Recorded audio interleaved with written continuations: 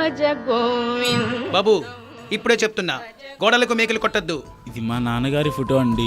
Photo ఎవరిదైనా సరే గోడ నాది, పాడైపోతుంది. చెప్పాను కదా మేకలు గీకలు కొట్టద్దని. మళ్ళీ ఏంటి? కావాలంటే మీ ఇంట్లో కొట్టుకోండి. నేను మా ఇంట్లో పెడదామని చూస్తున్నా. మీ ఇల్లా? అవును, మా ఇల్లే.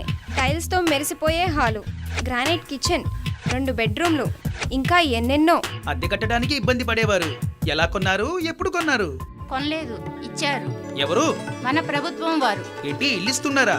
భవిష్యత్తులో పేదవాళ్లకు ఏ ఇబ్బంది లేకుండా నాణ్యమైన ఇల్లే కాకుండా విలువైన ఇల్లు మీకు ఇవ్వాలనేది నా అభిమతం. భారతదేశంలో ఏ రాష్ట్రంలో కూడా ఇలాంటి క్వాలిటీ హౌస్ లేవు. ఇదొక చరిత్ర. ఉచితంగా స్థలం, మౌలిక సదుపాయాలు, ప్రభుత్వ సబ్సిడీ, ఇవి పేదవాడి సొంతింటి కోసం చంద్రన్న ఇస్తున్న వరాలు.